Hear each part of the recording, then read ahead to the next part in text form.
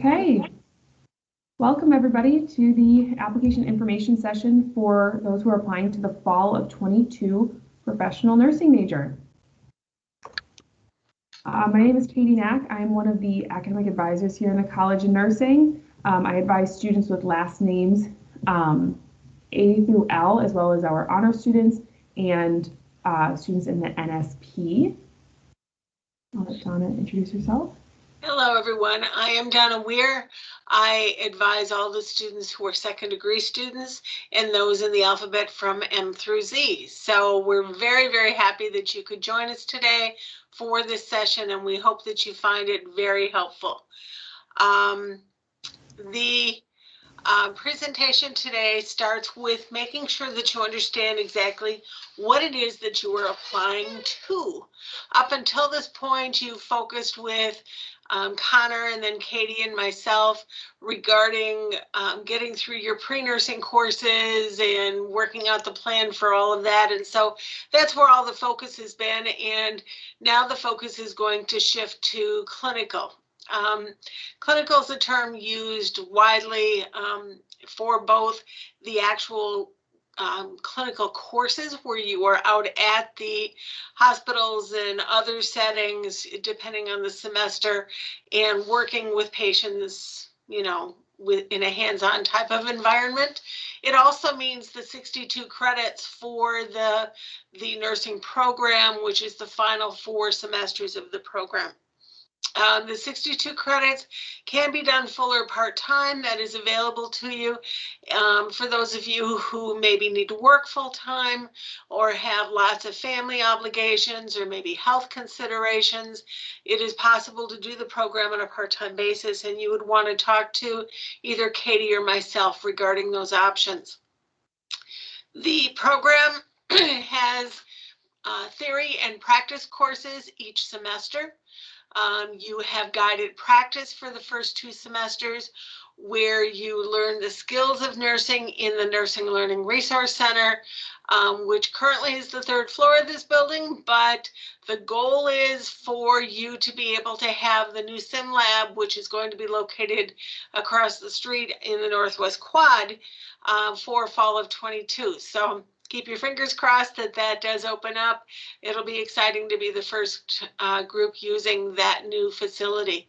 It is definitely beautiful. You're going to enjoy using it. So lots of work has gone into preparing that for you as a learning tool. But currently we have the Nursing Learning Resource Center, which is the entire 3rd floor of the Cunningham building. Know that the program itself is very rigorous. It is going to be much harder than your pre-nursing courses, so be prepared to have lots of time to study. We do not recommend working more than 15 or 20 hours a week. Better to start out lower in your work hours and increase if you find that you have extra time, but most students are usually wanting to cut back on their work hours, and especially if you work in healthcare, it's hard to make those adjustments quickly because they schedule out so far. So best to keep your hours down to a minimum and then add in shifts if that is a possibility for you. So be prepared for about 300 pages of reading a week. Be prepared for lots of outside and group assignments. You're going to spend a lot of time in the NLRC learning the different skills and testing out on those skills. You're going to have lots of time commitments. This really should be looked at as a full-time job. The program itself is concept driven, and what that means is yes, you have things that you need to memorize. You will always have things you need to memorize, but it really goes into the application of that knowledge. Then how does, certain lab values, how does that impact your care of this patient? What are you looking for as far as red flags? What do you need to do as a nurse in any given situation?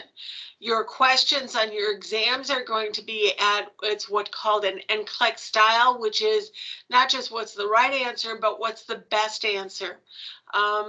Check all that apply. you have this scenario, and what is your responsibility as a nurse? What do you do first? So those types of questions that are far more advanced than, what bone is this that you might have in an anatomy class. So it's going to be much more concept driven, looking at how it all works together, and how you learn to prepare for your career as a nurse. So know that it will be very demanding, very challenging.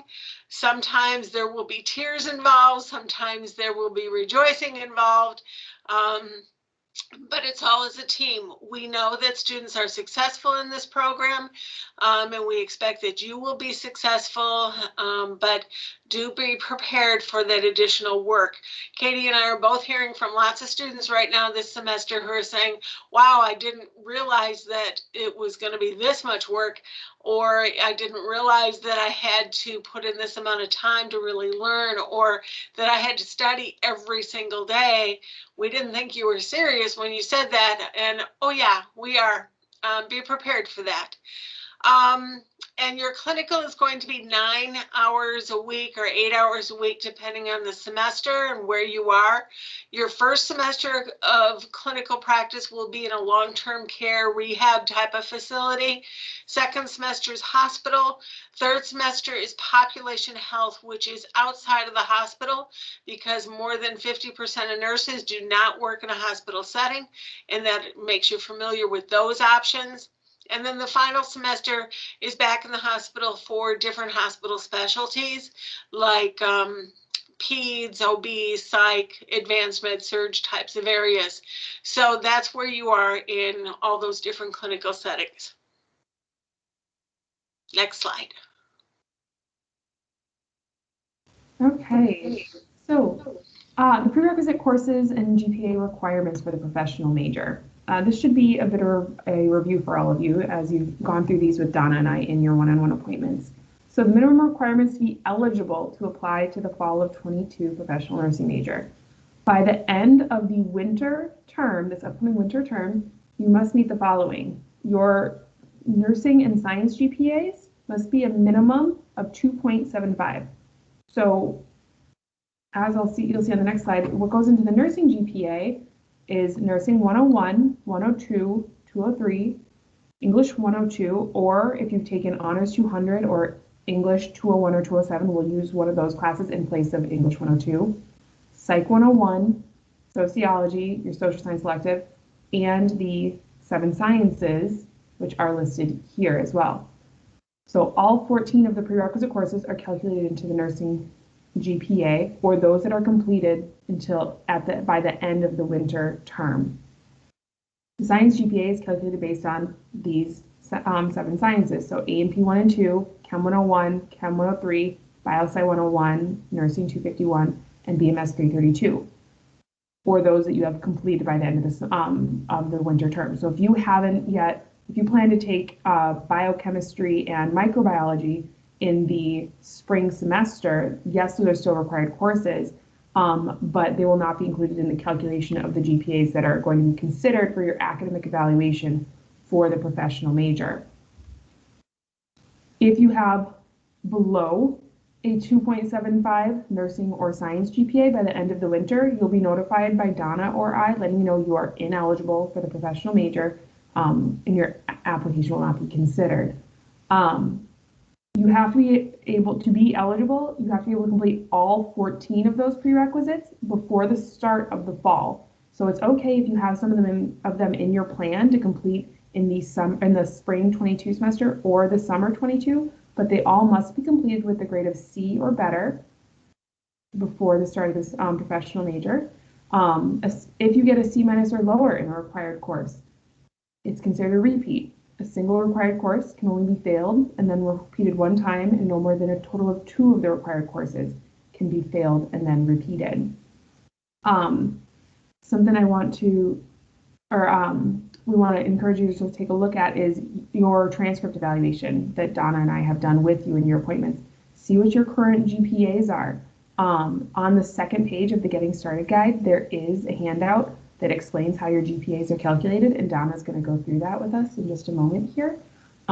Based on what your current GPAs are, take a look at what you think you're earning in your current classes this fall semester and calculate your GPAs based on what your GPA would be at the end of this fall if that was your final GPA.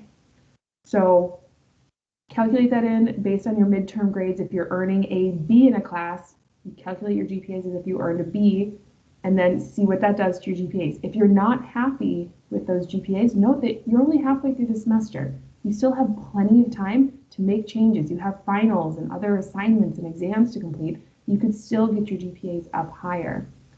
If you get repeats, you do lose some points in the rubric for admission, and we'll go over that a little bit. You do want to stay away from those. But in terms of being eligible, if you exceed the repeat policy, you are ineligible for the professional nursing major. So that means if you have repeated a single required course more than one time, so say for example, you took Nursing 101, first time you took it, you got a D. Second time you took it, you got a C minus. That'd be twice the right taking it, you've exceeded the number of times you can repeat a single required course because you need a C or better in it. However, if you got a D in Nursing 101 your first time, you take it again and you get a B. The B is eligible. We calculate your GPAs based on the better grade. We do not average them, but that repeat is still in your record. In terms of the maximum of 2 repeats in required courses, if you say you had that repeat from Nursing 101, if in a later semester, then you get a C minus in A&P and English 102, that would be a total of 3 courses, required courses that you've repeated, meaning the Nursing 101, A&P, and that English 102. That's a total of 3 required courses with repeats. You'd be ineligible. Repeats expire after 10 years. If you have any concerns about whether or not you are eligible for the professional major, please make an appointment with your advisor, either Donna, myself, or if you are ahead of the game and you're actually a freshman and your advisor is still Connor, feel free to meet with him as well to check for eligibility. As we said, all 14 of these classes of the prereqs go into the pre-nursing GPA. This is not listed on pause. We calculate this manually. Note some classes that are not in here. Your English 101 or 100 or 101, your math, we require that you complete math 102, 105, 108, or a higher level college algebra, and you have to finish your math with a grade of C or better, but it's not calculated into the nursing GPA. Also your GERs, so like your history, your humanities, and your art and foreign language, those are required for graduation, but they are not calculated in this GPA for the application. Also, when you're looking at your science GPA or you're currently taking some of your sciences, pay attention to how many credits some of your sciences are. You'll notice that A&P and chemistries, those are 4 and 5 credit classes. Those are some heavy hitters in the GPA calculation. Getting a really good GPA in your Chem 101 can really bring your GPA up. Getting even just a C in the class can really bring it down. Conversely, Nursing 251 and BMS 332, they are only 2 credit classes, meaning they don't have as much of an impact. However, if you are right on that cusp of eligibility or you're trying to get to that next point category for the application to the professional major, there's a BMS 332 section being offered over the winter 2022 term online. It's a 2.5-week class. Some students decide to take that over the winter to get one more little GPA boost. So all those sciences are very important. They're calculated into both the nursing GPA, but then that science GPA is kind of a sub GPA where we look a little closer at those sciences because the committee who makes the decisions knows how you perform in the sciences is a huge indicator as to whether or not you can be successful in the professional major. So doing well in those sciences is really important. Donna's going to now explain a little bit closer as to how those GPAs are calculated. So Katie and I in fact, the entire college, shares with you the goal to have the highest GPA possible.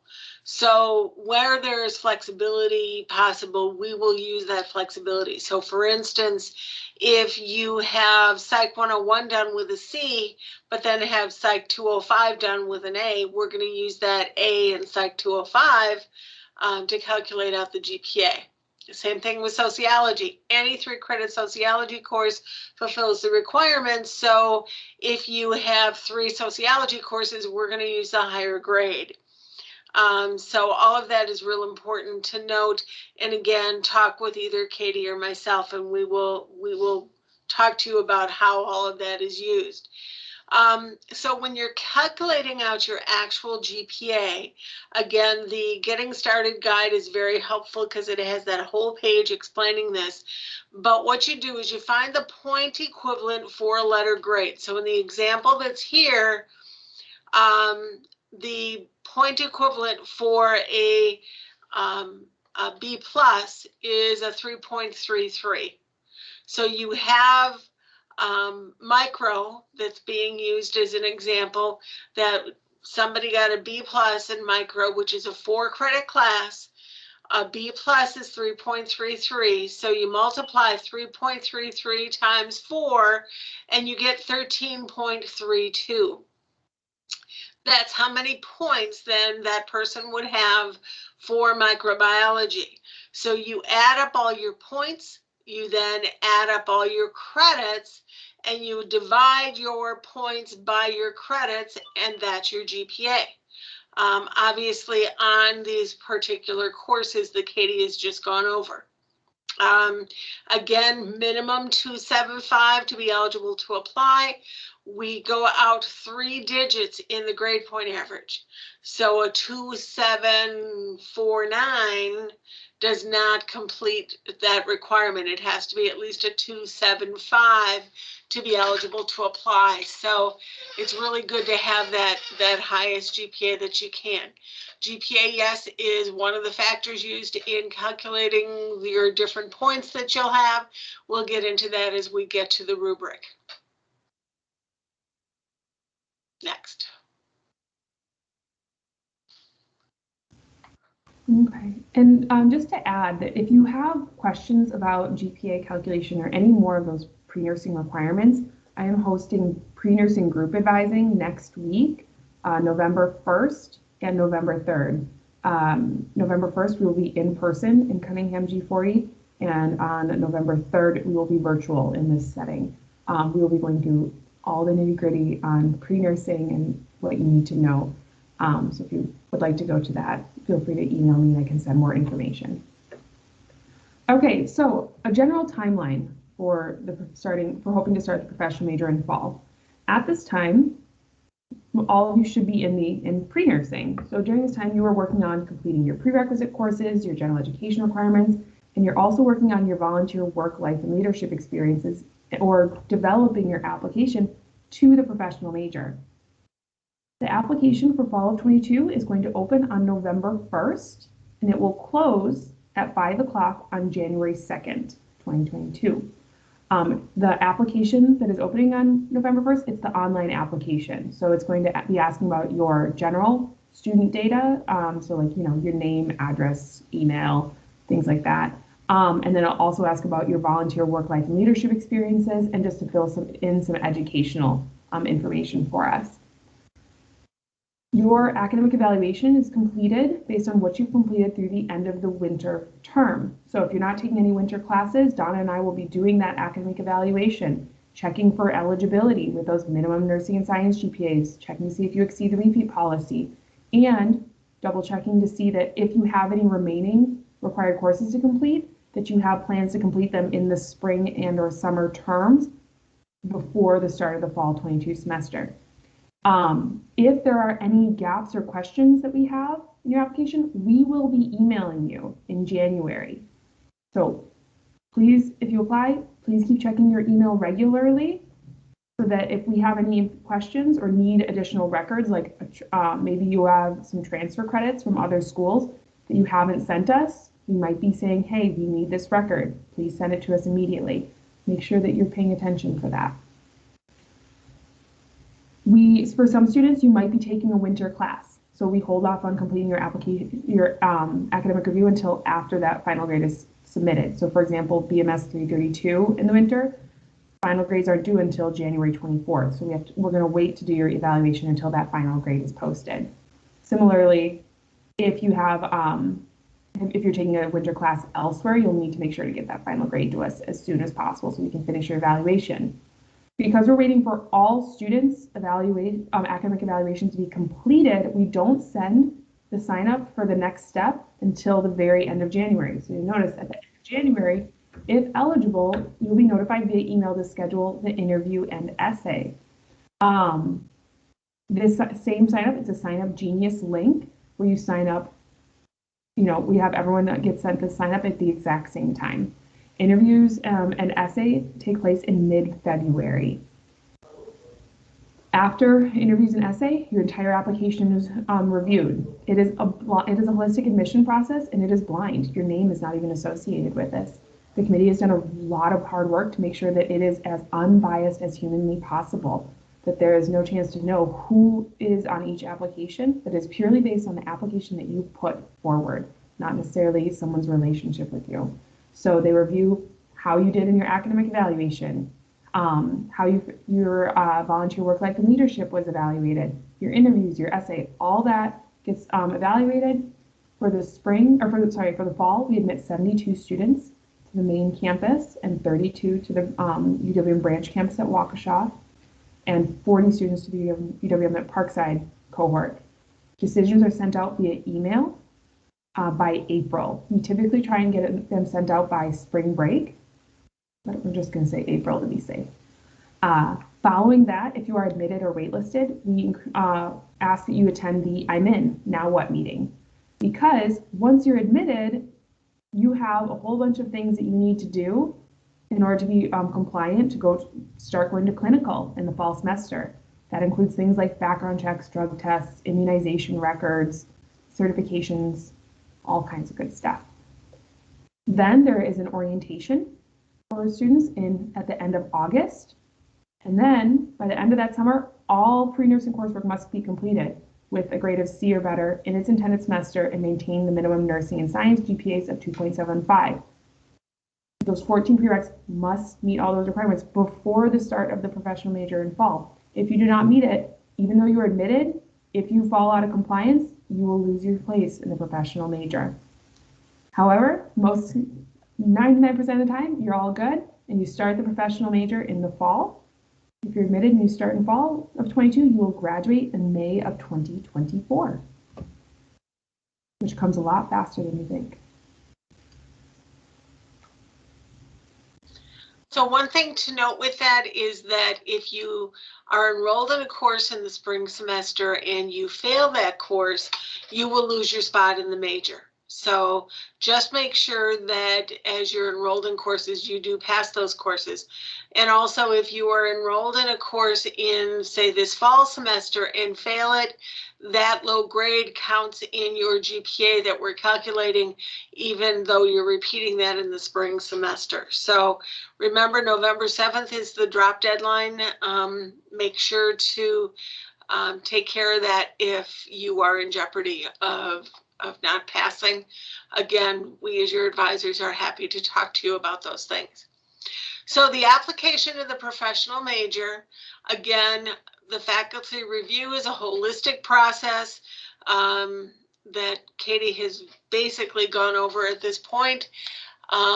When you go into your application, it's best to use Firefox.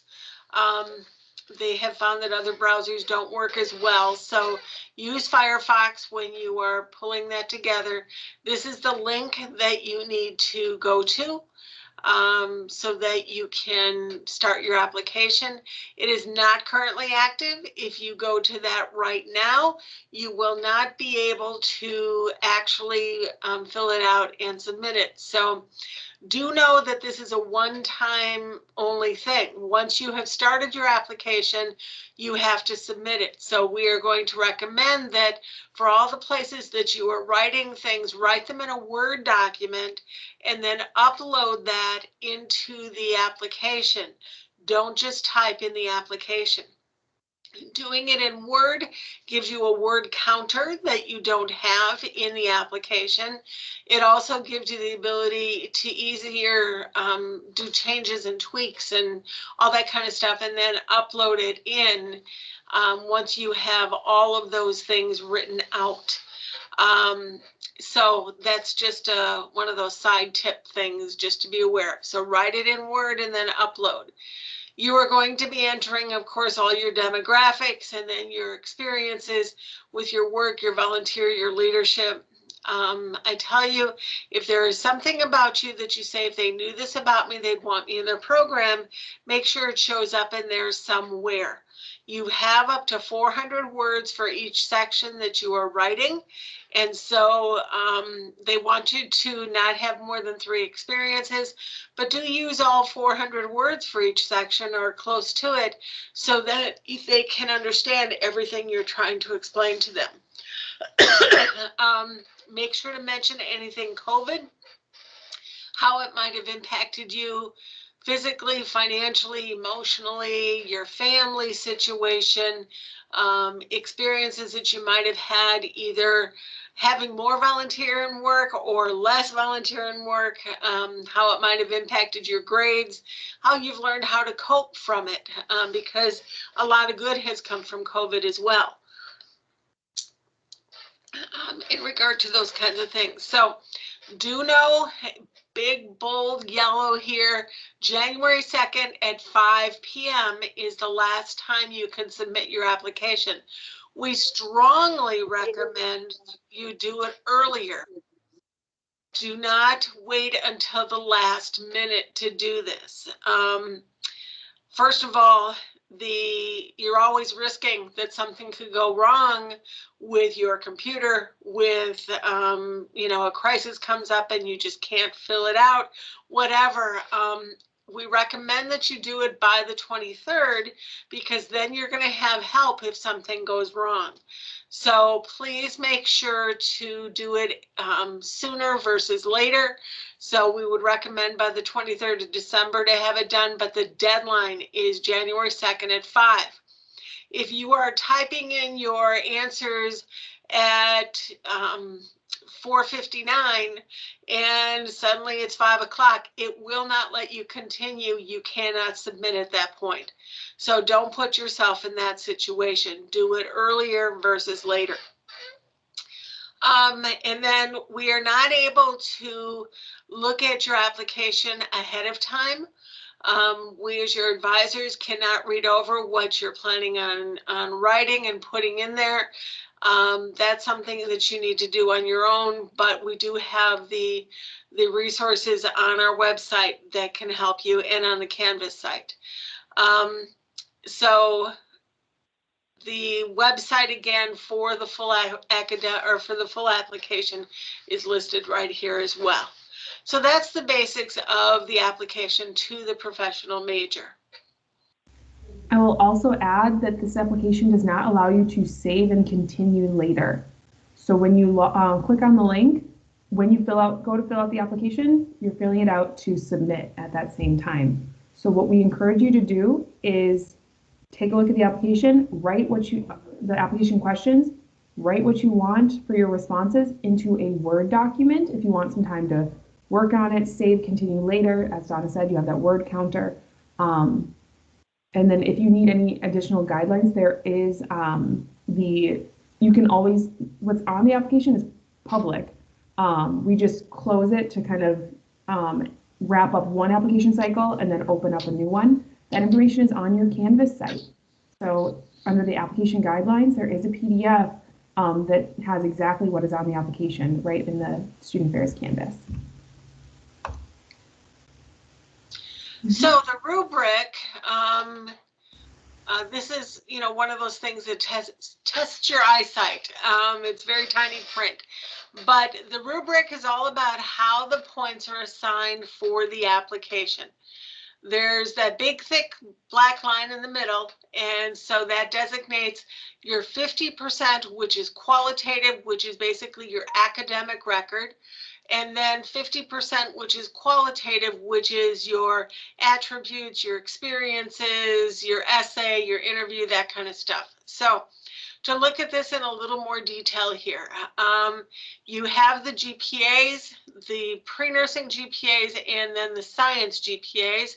And you see there are different categories. If you're between a 3.3 and a 4.0, it's 15 points. If you're between a 2.75 and a 3.29, it's 12 points. And again, that goes out 3 digits. So if you're at a 3.299, that's still not a 3.33. So remember, to tweak things up just a little bit sometimes can make a big difference for you as far as points go. The science GPA is broken down a little more, just a little more. You have different categories. A 3.51 to a 4.0 is 20 points. And then the lowest that you can be eligible is 10 points, which is a 2.75 to a 2.99. Again, higher GPA, the better. Then we have the category for the number of science courses that are completed. There are 7 sciences, again, that you need for the program.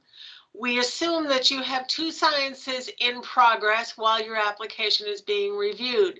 So the most points you can get in this category is 5. If you have 5 sciences completed at the time that you apply, or actually not at the time that you apply, but by the end of the interim, then you get the full 5 points for this category. And that's why many of you take nutrition over the interim, because it gives you another point in this particular category. But if you have, say, chemistry, A&P 1 and 2, genetics, nutrition, done, and all you have left is biochem and micro in the spring, then you would get that full 5 points. Okay, and again, these are successfully completed courses. You don't get the point if it's a C- or below.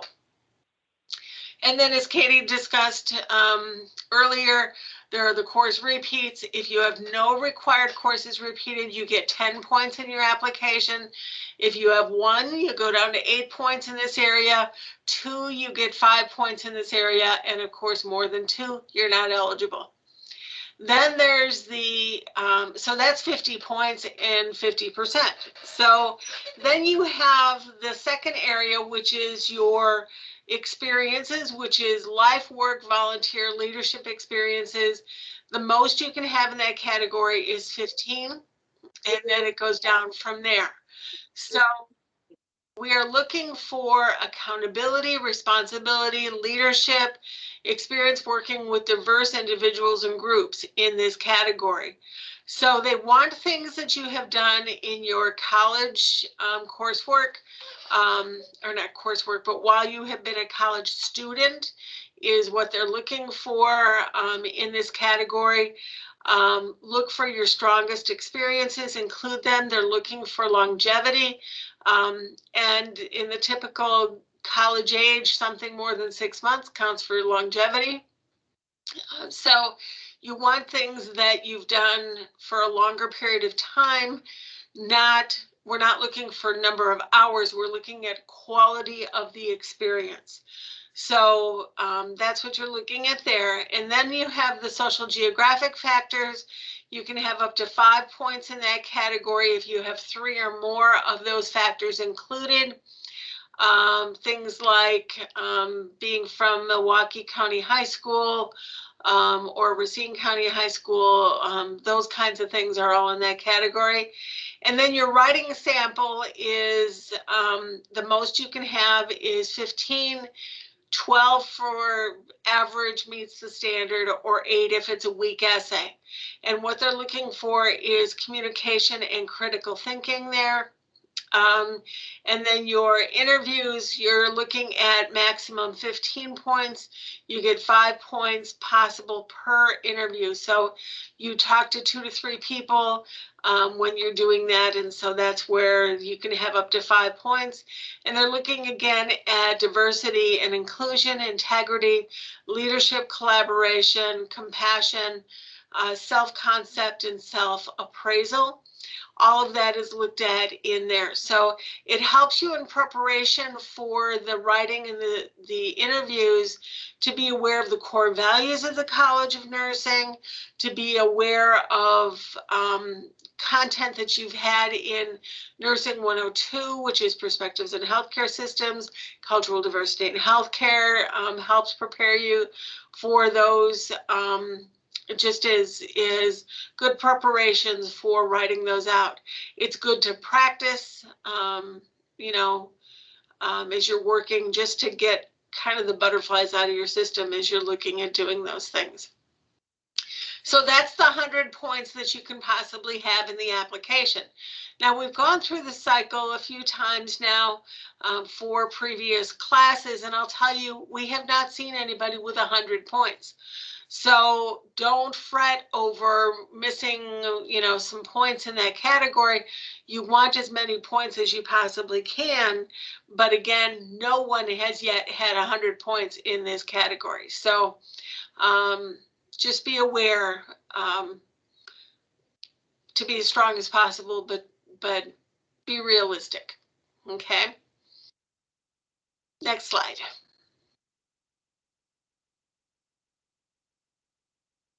The interview. Yeah.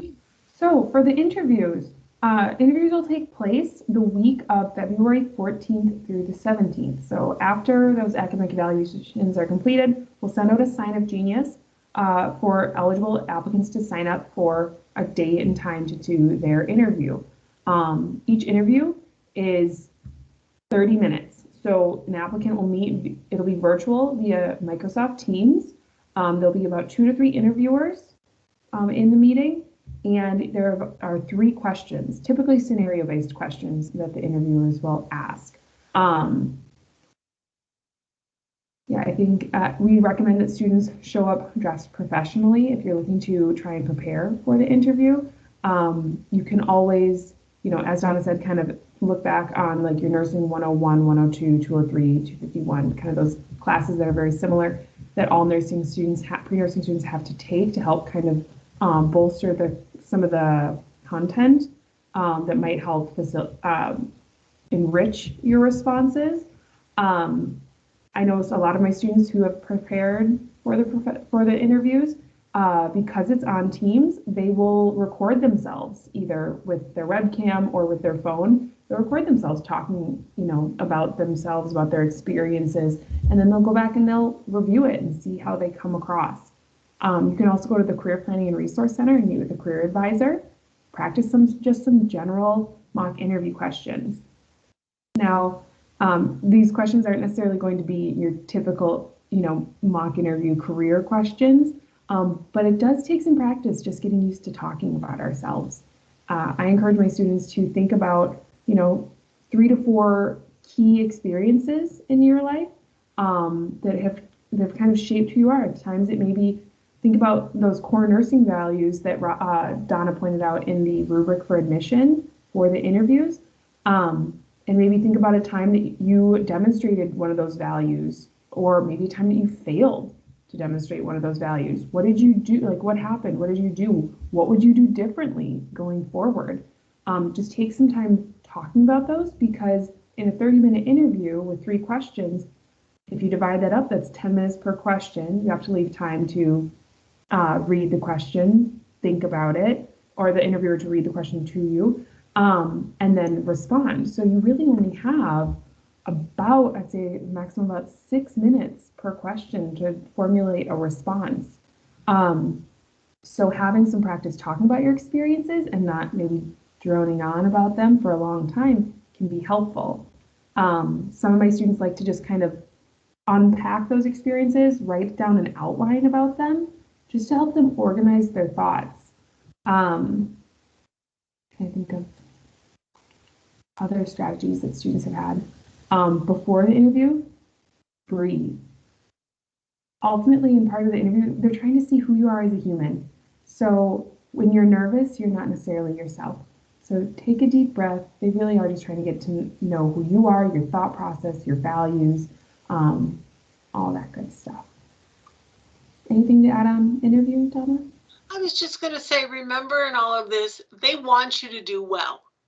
Okay. They're not there saying, I'm looking for this person to screw up and, you know, say something stupid. They're really wanting you to do well. So don't go in with a positive attitude. Okay. Pretend if you want to that you're talking to Katie and myself. Most people do not see Katie and myself as intimidating or somebody you can't talk to, you know, think of it that way. And that could help you. Also, though, know that Donna and I are not involved in the interview process, in part because we know you guys. So that would make us biased. So we are not involved in the interviewing. Those are other, typically faculty who are doing those interviews. Also know that, like, if, even though there's only really 3 questions they're asking you, an interviewer might ask you kind of a probing question to help you kind of get to the meat of what they're kind of looking for. So if they're asking you, if you feel like they've asked more than 3 questions, that's not a bad thing. They're just trying to help you. Like Donna said, they want to see you be successful, and they might just be asking additional questions either to help you kind of calm down or to, you know, just kind of get more of the answer they're looking for. For the writing sample, the writing sample is in person. This, for the fall 22 application, is going to take place on Saturday, February 12th. Because we live in Wisconsin, there is a chance that weather might get in the way. So we do have plans for a snow day or like a backup date if necessary. But if you plan on applying for the fall 22, please make sure that I would not plan on working on that Saturday. The essay is typically in person. Or should not in person. It's only it's typically in the morning, and it's only 1 hour is the time limit. So we encourage you to come earlier. The last thing you want to do is show up late. So show up early. You check in. You sit down at a table with your own laptop, and you have the link for the essay to complete the essay in. Everybody starts at the same time. You have about 5 minutes to read the essay prompt. It is not a simple 1-question essay prompt. There are normally I'd say I think there was like between 5 to kind of almost 9 points that I think there were 9 points this last time, yeah. Yeah, that the committee wants you to address. So the essay is a little intense. That being said, while it's there's certain points they want you to address, it might feel like a lot, but it's also, again, the committee trying to help you get to the response that that they're looking for. So more information will be sent on that closer to the date. But yeah, you have 5 minutes to review the question. You have a piece of paper where you can write down any notes that you'd like or do an outline. I strongly encourage students to take time to do an outline and organize their thoughts, and then actually write it into the system. You are only allowed to have that one essay window open. You cannot Google, the question or other things to help with your essay. It is just off the cuff. It's what's in your brain and what you put on the essay. After that, you go home, and that's kind of the last part. After that, the committee does the evaluation of your entire application.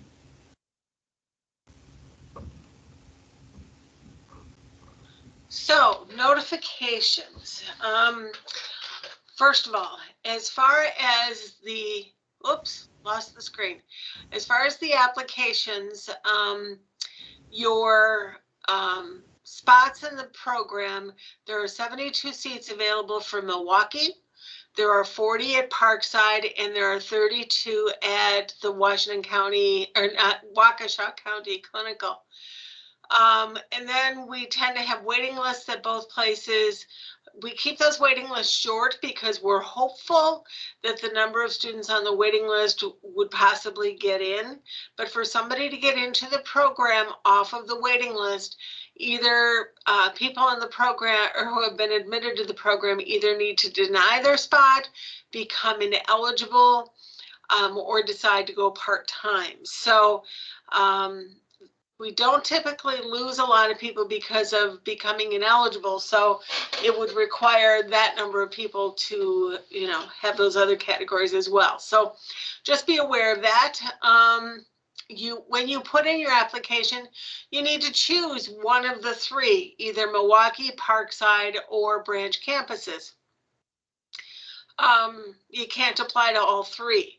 So that's really important to note. Also in your application, make sure to put your UWM email address, not a different one.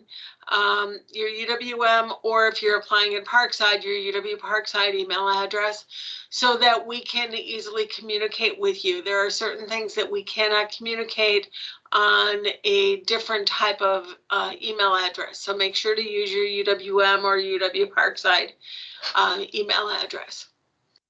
Okay. Next. Do you want to talk about the face-to-face versus point-to-point instruction for the campuses? I didn't even see that on the slide. Thank you.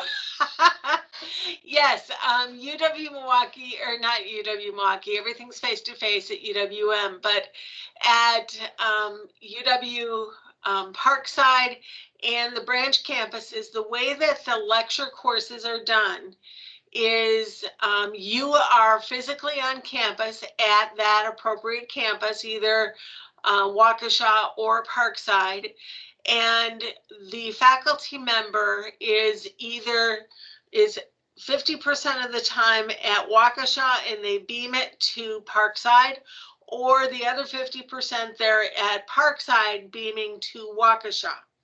So you do not have your faculty members in front of you 100% of the time. It's 50% one campus, 50% for the other. So do be aware of that as you are applying for those campuses, that will be how instruction is done. It's done through a Teams or Zoom type of format, so that you will, be able to build community with your classmates. But that's why we require you to go to campus, because there's a lot of group activities. There's a lot of other types of instruction that's done that requires you to be on campus for those. So you do not do those from home. You do those from campus with the faculty member either on one campus or the other.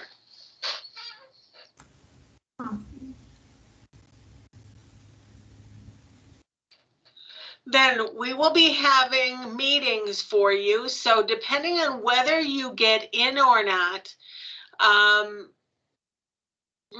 changes your action, okay? Either way, Katie and I want to see you. If you are not admitted or placed on the waiting list, then we want to meet with you individually to talk to you about where was the weakness on your application, how can you improve that for next time, what's the likelihood of you getting in, being whatever number you are on the waiting list, what are your options, what are the majors can you think about, that kind of stuff. So we have those on an individual basis for anybody who's either waitlisted or denied admission. Then for anybody who is admitted, again, as Katie has said previously, you need to attend the I'm in Now What meetings. Those are not scheduled yet, as you can imagine. They will take place in April, but you are required to attend one of those meetings. We give you lots and lots and lots of information there.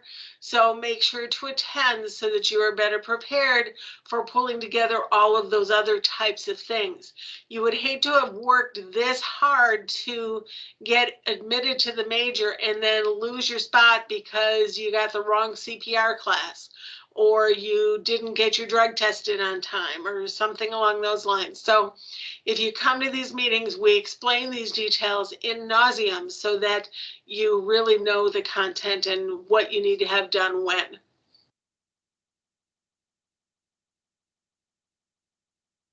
So as Donna alluded to, so that I'm in Now What meeting, we go through some of those requirements that could potentially cause you to lose your place in the major. Some of those items to expect are health requirements, background check, a drug test, and that CPR certification. Many of these items are due by August historically have been due by August 1st for students hoping to start the professional major in fall of 22. However, that deadline might be changing in accordance to the request by our clinical partners. So this is just to kind of give you an idea of what might be coming down the pipeline if you are admitted. Health requirements.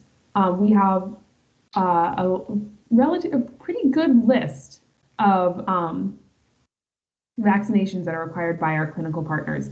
These vaccinations are not mandated by the university, however, they are mandated by our clinical partners. Therefore, we uphold the policy of them. I would say about 98% of our clinical partners at this point are requiring the COVID vaccine. So please keep that in mind. The University of Wisconsin-Milwaukee does not mandate that you get the COVID vaccine. However, our clinical partners are. So if you hope to complete the nursing major here at UW-Milwaukee, know that it is very difficult, if nearly impossible, to complete our professional nursing major without getting the COVID vaccine. So if you have any concerns or questions about that, feel free to meet with Donna or myself, but know that that has been added to our list of inoculations. As Donna likes to say too, to keep your nose clean. You will have a background check coming up. The last thing we would want to have happen is for you to do something stupid and then it be the reason that you cannot get hired as a nurse in a clinical setting. So you have a background check coming up. Be safe, make good choices. You will also be getting drug tested. And then, as Donna mentioned, you will be required to get the CPR certified by the American Heart Association. It's not necessarily in your best interest to get a jump on these early. We just want you to know that they are coming up and there are sometimes costs associated.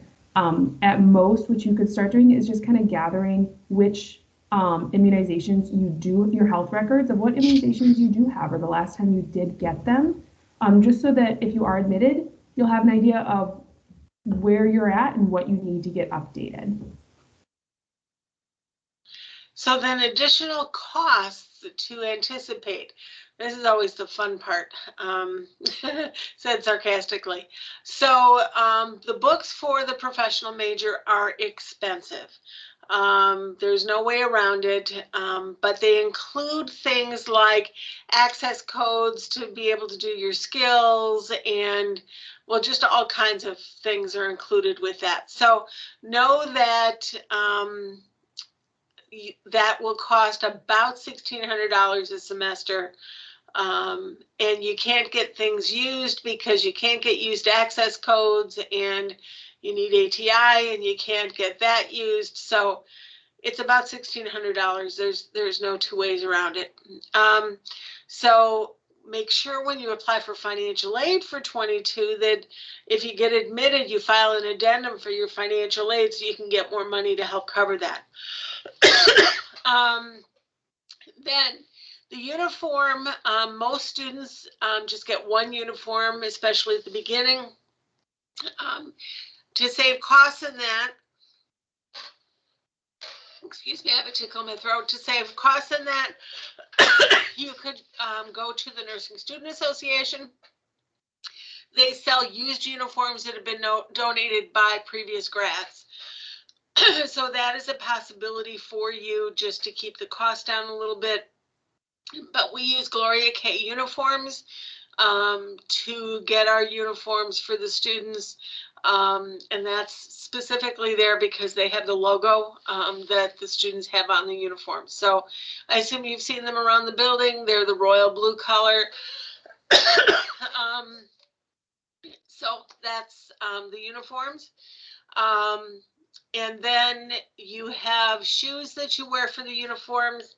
The shoes need to be either all navy, all white, or all black. Athletic shoes are fine.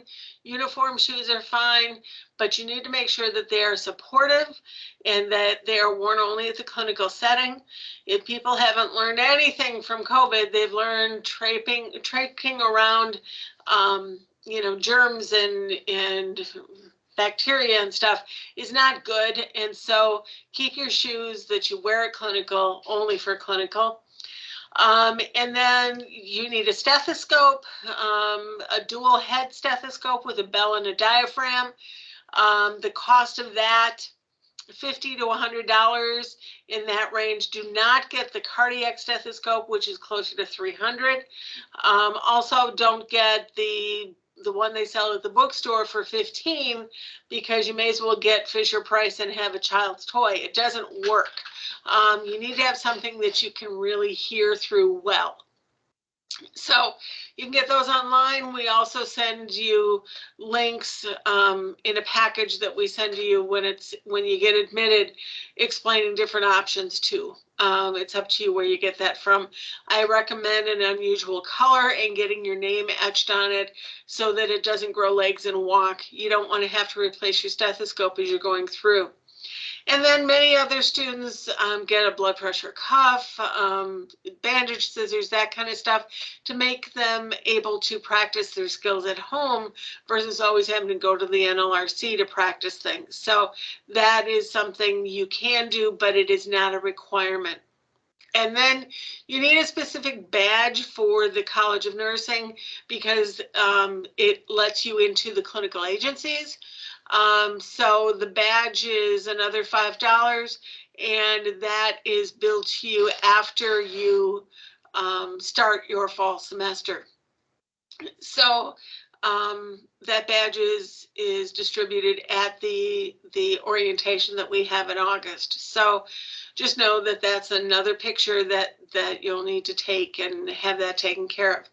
Then you will be paying differential tuition, which is an additional about $35 a credit, which comes out to about $500 a semester. That money is designated by the Black and Gold Committee as to where it's going to be spent. The Black and Gold Committee is a student committee, and they help actually keep book costs down.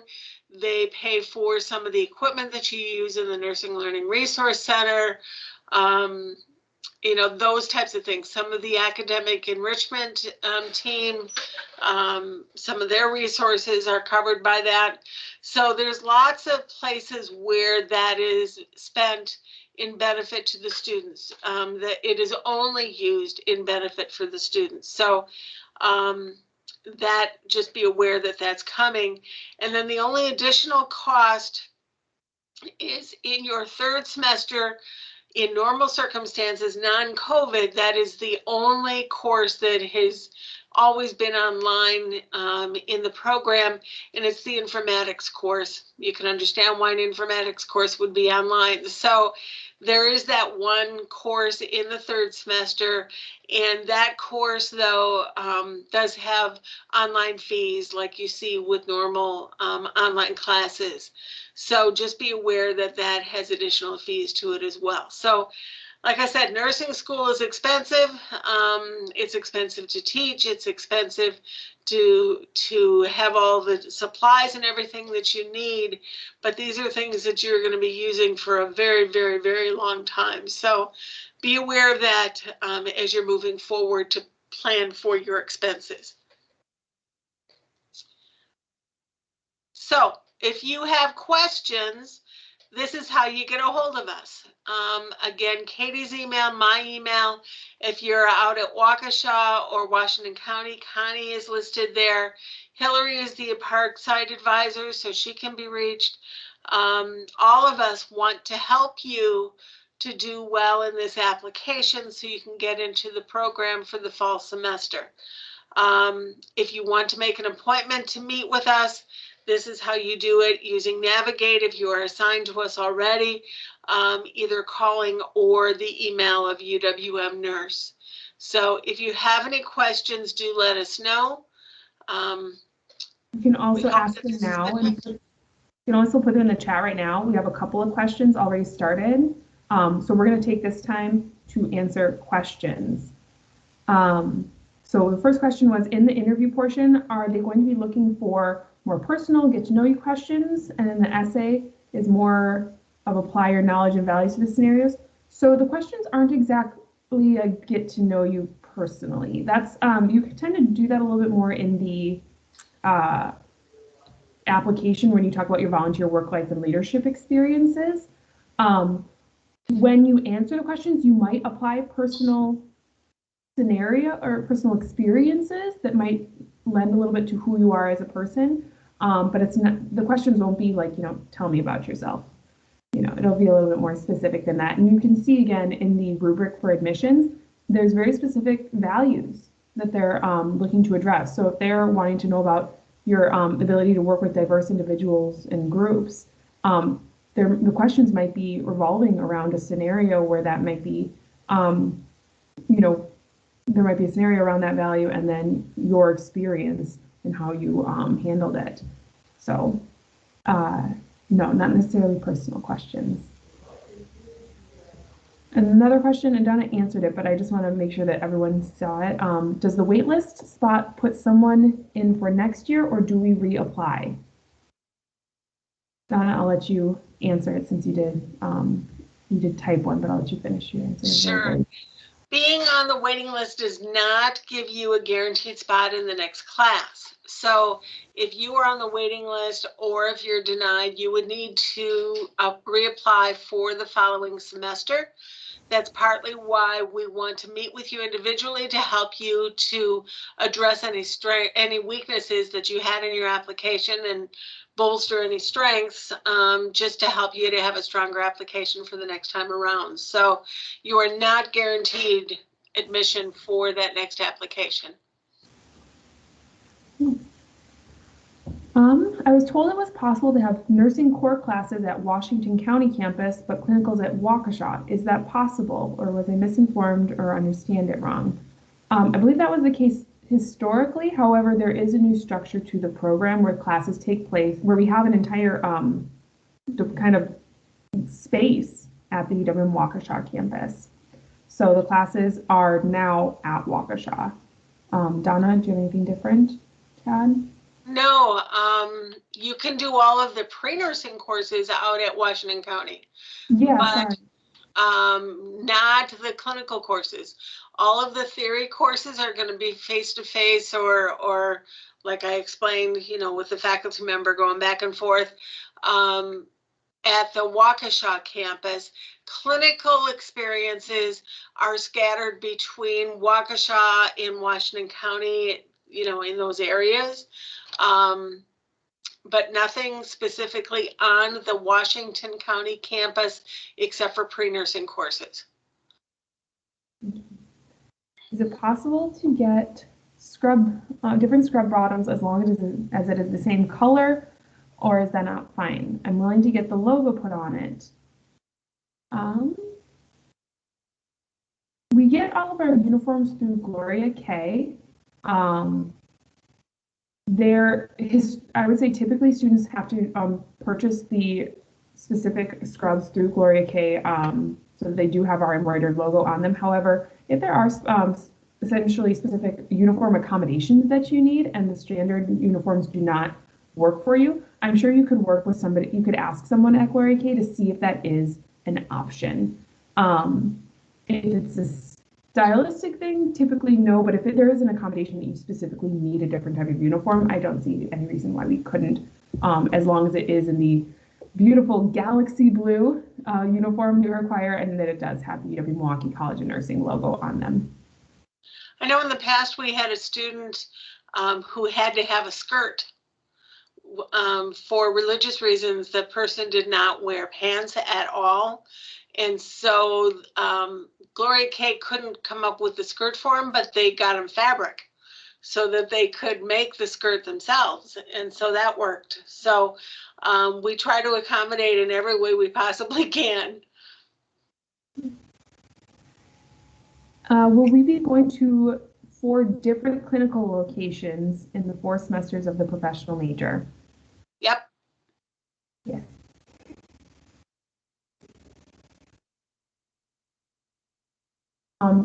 Somebody asked about this meeting. This meeting is being recorded, so we'll post it in Canvas, hopefully by the end of the week, if you missed anything. Is the application in Canvas or Navigate? It'll be in Canvas. It'll also be probably emailed to you guys through our listservs. It'll be on the general UWM College of Nursing website. It'll be in a lot of places. You can also eventually, as of November 1st, you can just type in that link that's in this presentation and you'll be able to access the application. I recommend, though, using our website or the Canvas site because of the other resources there that are there, not just the application itself. You know, like if you just type in that link, you're not going to get the oh, now the words are missing. You're not going to see the rubric. You're not going to see the for some reason, the only word coming to me is guided practice, and that's not right. Guidelines. Yes, the guidelines. Thank you. You know, you're not going to see that just typing in that link. So make sure to use all of those resources to help you build that strongest application that you possibly can. Are all of the clinical sites in Milwaukee, or are there any near Sheboygan?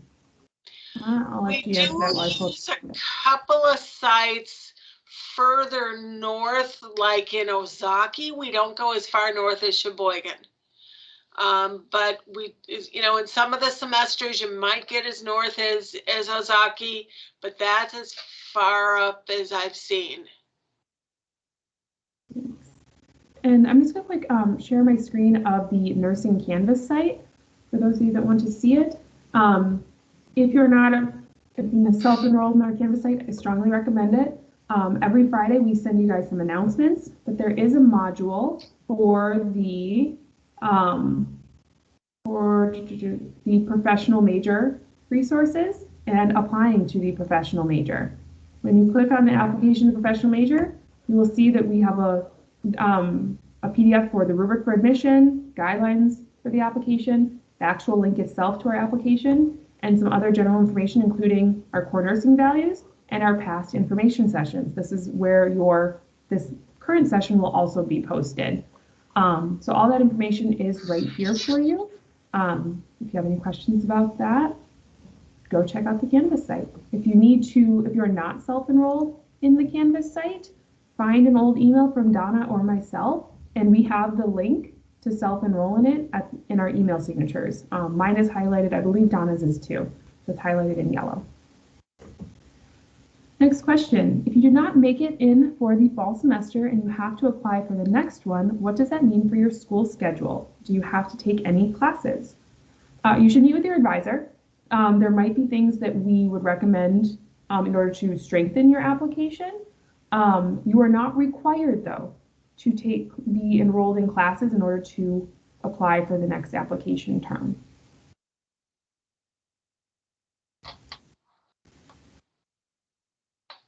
Do you get to select the clinical locations, or are they assigned?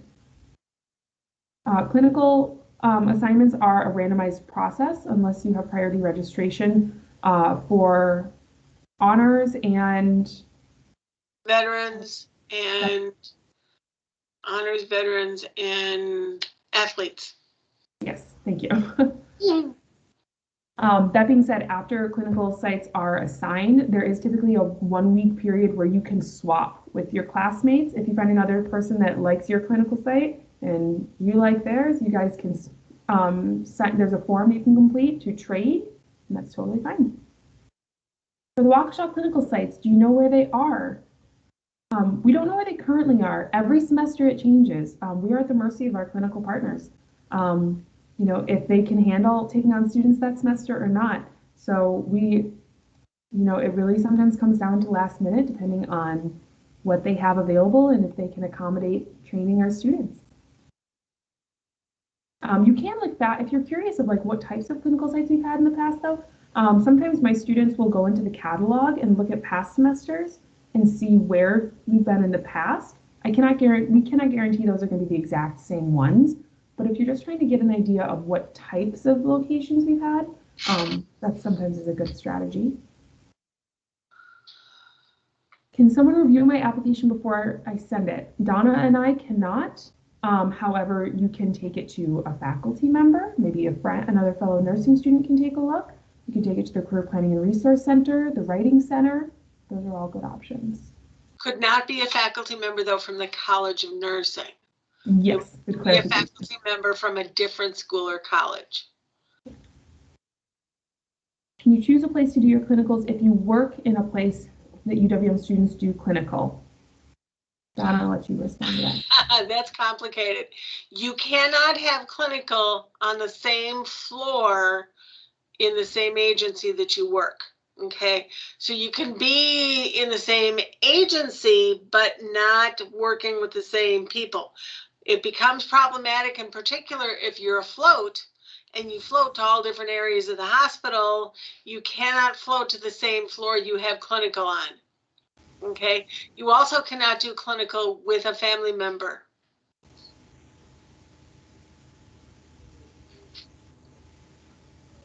Any other questions? If you think of any other questions, you can always email Donna or myself or save them for your academic advisement appointment when you have one with us. Something to just kind of keep in mind, just last minute notes. Again, we have pre-nursing group advising coming up next week. Please, we strongly encourage you to go to that. Registration for spring, or I should say registration for winter classes is currently open. Spring registration, enrollment appointments and shopping carts are available as of November 6th, and priority registration starts November 15th. If you have any questions about registration, please make an appointment with your assigned academic advisor and make sure all holds on your pause account are completed or removed, because otherwise those might impede your ability to register for your classes. So, all right, thank you so much everybody for joining us today. Donna and I will stay on for just a few more minutes here if you have questions. Otherwise, if you'd like to review this session again, you can find it in the Canvas site.